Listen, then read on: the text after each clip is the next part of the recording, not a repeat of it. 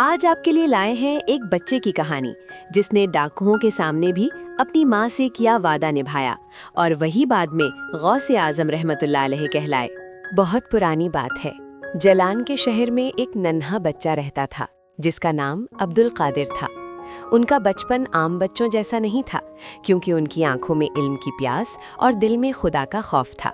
एक दिन जब बच्चा तालीम की गर्ज से बगदाद की तरफ रवाना होने लगा तो उनकी माँ ने उन्हें अपने पास बुलाया। कमीज की बगल में 40 अशरफियाँ सी दी और बड़े प्यार से नसीहत की, बेटा कुछ भी हो जाए हमेशा सच बोलना। दौराने सफर काफिला एक घने जंगल से गुजर ही रहा था कि अचानक डाकुओं ने हमला कर दिया। हर तरफ तलवारों की खनक और चीखों पुकार सुनाई देने लगी। नन्हा बच्चा एक कोने में खामोश खड़ा सब देख रहा था। एक डाकू ने उस मासूम बच्चे को देखा और तंजिया अंदाज में पूछा, ए लड़के, क्या तेरे पास भी कुछ है?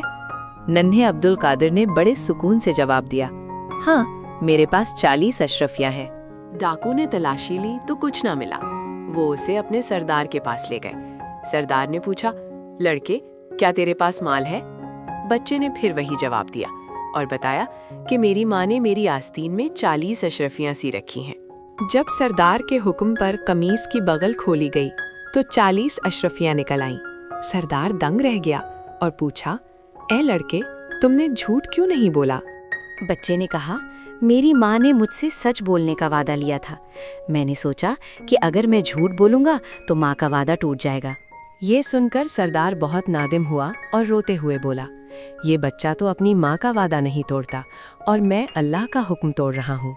सरदार ने हुक्म दिया कि काफिले का सारा माल वापस कर दिया जाए। उसने तौबा की कि वो आइंदा कभी बुराई नहीं करेगा और सब नेक बन गए।